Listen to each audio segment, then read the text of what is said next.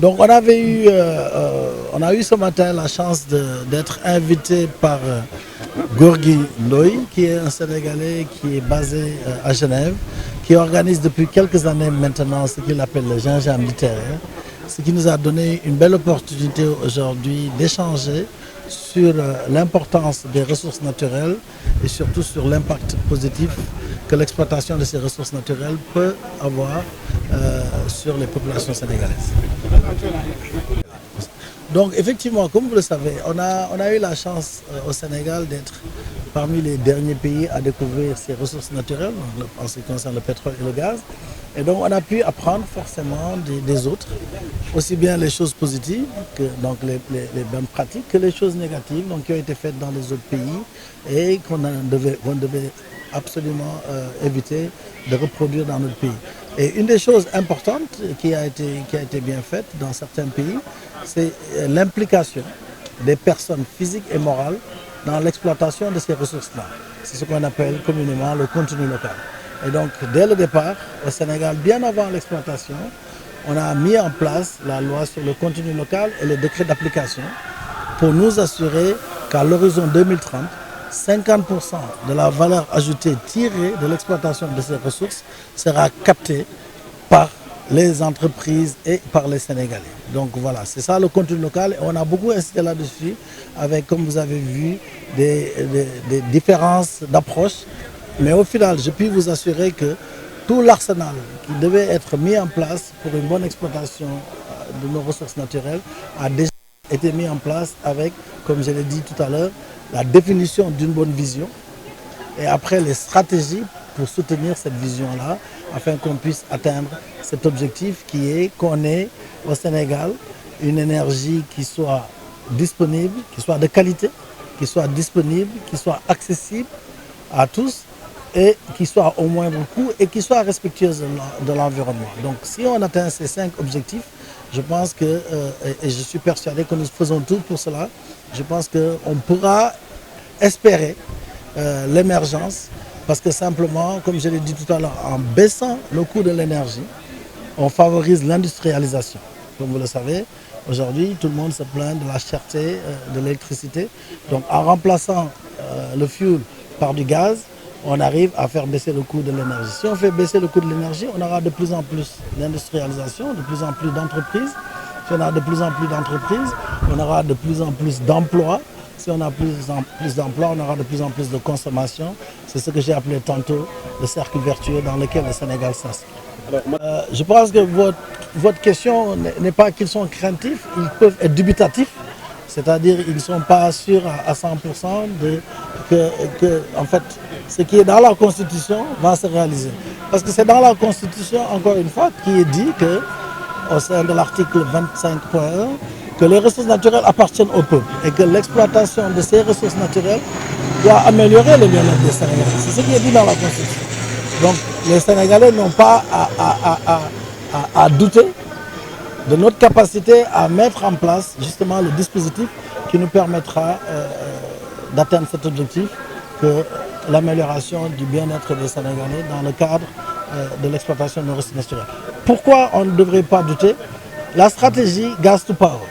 qui va nous permettre de remplacer le fioul que nous utilisons aujourd'hui par notre gaz, va forcément nous permettre de baisser le coût de l'énergie. C'est de fait. D'accord? Et comme je l'ai dit, si on a une baisse du coût de l'énergie, forcément, on va aller vers l'industrialisation. Il n'y a pas de doute, ce n'est pas possible autrement. Tous les pays qu'on appelle aujourd'hui développés sont passés par là. C'est ça la réalité.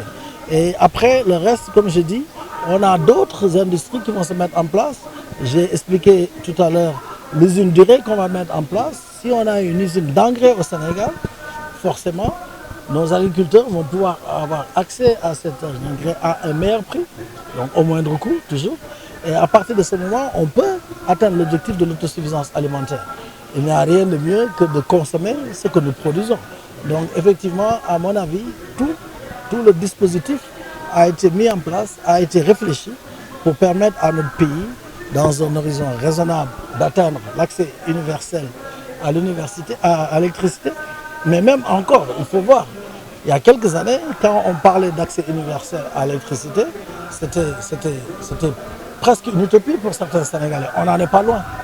En 2025, on va atteindre cet accès universel à l'électricité, etc., etc. Donc, je reviens sur mon mot de la fin. Il faut que d'abord qu'on fasse confiance à la capacité aux gens qui gouvernent à mettre en place le dispositif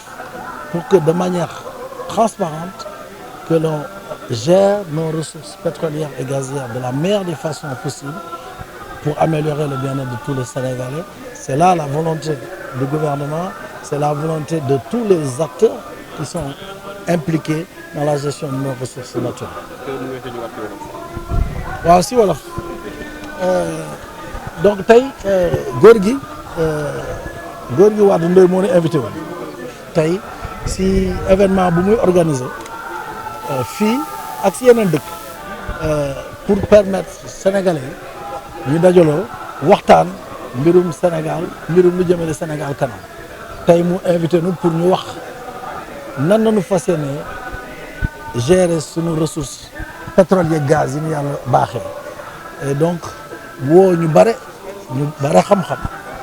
si bi seen xam-xam màcc si en tout cas si affaire pétrole ak gaz pour ñu waxtaan si nan nañu fas yéene gérer suñu pétrole beeg gaz bi dégg ngeen ko waxtaan yi am na ay points de vue yu différents ku nekk ak ni nga xalaatee mais lu wóor mooy lépp lu état bi lépp lu gouvernement bi waloon def pour ñu permettre ñu atteindre objectif boobu ñu fixé wu pour que sénégalais yëpp mën a am accès électricité pour que sénégalais yëpp mën a am accès ak lépp lu ñuy wax énergie mu nekk bu qualité boo xam ne ñëpp mën nañ si jot mu nekk aussi si njëg bu yomb donc loolu objectif boobu bu ñu ko atteindre ak sunu pétrole gaz xalaat naa ni objectif mënul gën a rëy loolu ma joxe benn exemple rek mooy boo xoolee tey engrais dañ koy importer donc engrais yi dañ koy importer tey bu fekkee ni engrais dañ koy importer am na njëg bu muy jar boo xam ne même bu fekkee ni état ba nga koy subventionné ba tey du teye que ni engrais yi cher na boo xoolee si yeneen dëkk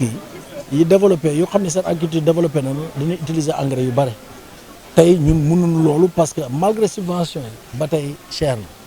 ñun bu nu amee parce que am nañu gaz mooy permettre nga am urée suba am nañu benn projet boo xam ne tey sénégalais yi Petrosen Trading ñun ñoo ngi siy liggéey ba nga xam ni yaakaar nañu mën nañu produire 1,2 million tonnes d'urée urée boobu bu ñu ko produire dañu ko utiliser fii Sénégal mais aussi dañ ko nar a exporter ce qui fait que ni tey ñun au lieu ñuy importer dañu mujj exporter donc ñun ñooy nar a dugal fii ay devises plutôt que ñuy obligé di fay donc loolu mooy développement mooy am nga ay industrie am nga ay société yoo xam ne li nga soxla si dëkk bi ñoo koy produire parce que boo amee ay usines rek mooy da ngay employé ay sénégalais boo employé ay sénégalais mooy yaa ngi yokk consommation donc créer emploi am plus d'entreprise loolu mooy cercle vertueux bi loolu moo ni permettre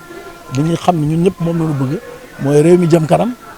ak ay sénégalais yoo xam ne ñoom ñooy liggéey bi permettre liggéey bi jëm kanam réew mi jëm kanam. wax nañ tamit ci contenu local bi. contenu local bi mooy li ma doon daanelee rek contenu local mooy que ni développement bi ñun ñoo ko war a téye suñu bopp suñu ay société ak ay sénégalais yu mel ne yow na man ñooy liggéey si société yooyu nga xam ni ñoom ñooy wala